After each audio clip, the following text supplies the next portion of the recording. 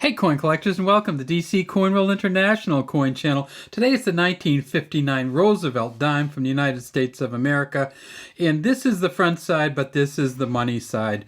So let's talk a little bit about that.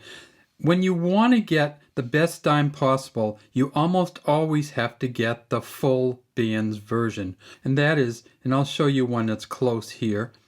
This is a 1961. I don't have a 59 that's close. But if you look at it, you can see that there's two bands going across here with a split between them. Two bands going across the bottom. And then you have the wooden sticks that go down the length of it. So if I hold that right there, you can see as you go down, just really great detail on this. So you can get these with close to full bands version. They don't have to be in incredible shape.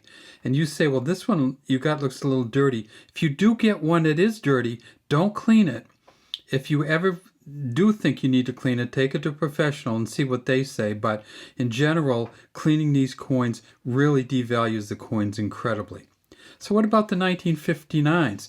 Well, it turns out 1959 is one of those special years where you can get one without a full bands version and still make a lot of money. So let's talk about that.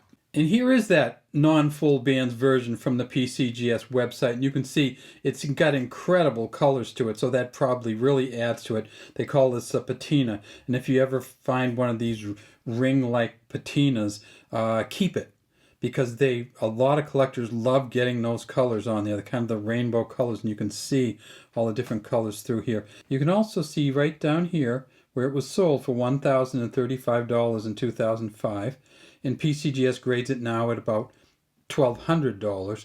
And then you can look at the back and you can see that it's not a full bands version, but you do have kind of okay lines here, okay lines with a mess in them down there.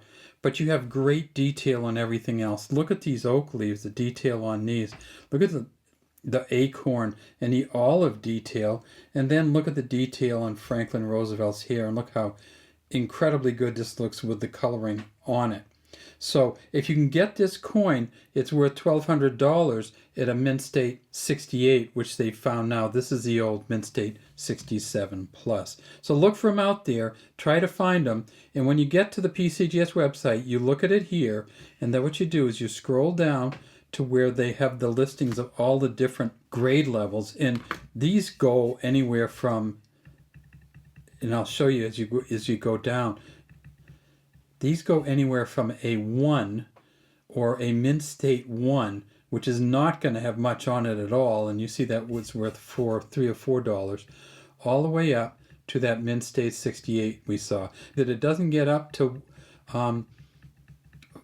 over $4 until you get to a mint state 62. At a mint state 65, we see it's worth about $18. So you have to have it pretty good before it gets a high value. At the bottom end, it's all going to be based upon the silver value. And because there's almost $2 worth of silver in it, the minimum a coin collector's going to pay for it usually, or sell it for, is $3 or more. All right, so and there's the mint state 68 with the $1,200. Let's get back to our coins. In 1959, they made it at two different mints. They made it the Denver Mint. You can see the D right here. They also made it at the Philadelphia Mint, and the Philadelphia Mint is going to have no mint mark on the back here. So at the Philadelphia Mint, they made 85.8 million. 90% silver, 10% copper, so the coin itself is worth about $2 just in silver value alone. The auction record is $2,880 for a full bands version.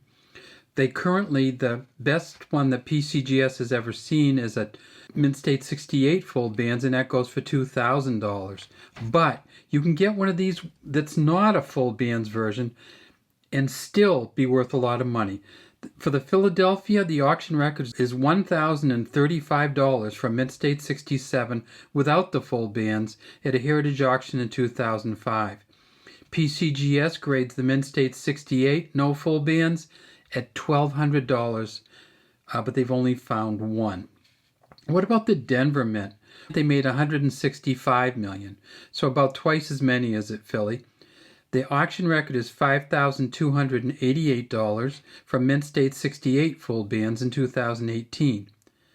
Right now, PCGS says a Mint State 68 full bands is worth about $6,250, and they found 5 of them. What about without the full bands from the Denver? The auction record is $1,320 from a Stax auction in 2018.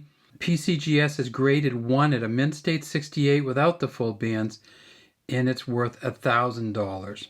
Now, when you do look at the Denver Mint, one of the things you want to make sure you do is look to see this mint mark on the back. And that's the D there. There are 2 inverted D varieties and 6 repunched mint mark varieties at the Denver Mint. So always look at those because PCGS grades those and recognizes those. What about the proof coin? Well, the proof coins in 1959 were all made at the Philadelphia Mint.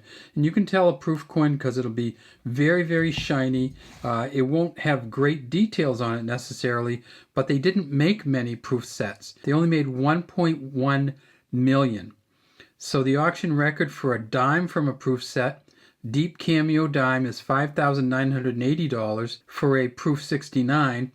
And PCGS currently says that a proof 69 deep cameo goes for $6,000, and they found 7 of them. So if you're looking out there, just because you don't have the full bands on the back, look for all the other quality indicators. On these 2 coins, you're not going to see many of them, but it'll be the amount of hair on Franklin Roosevelt's head, the amount of detail you can see in his face, how the letters and the numbers stack up. And this, you can tell this is a silver one because you tip it up on his side and you can see that it's clear. There's no copper in it. And then when you get to the back, another thing you want to look at is the torch up here in the detail on the olive branch here, the detail on the oak branch over here. So hopefully when you're getting these, look through them because they could be worth a lot more than $2, and they're certainly worth an awful lot more than a dime. Have a great day collecting out there, and please leave any comments you have in our comment section.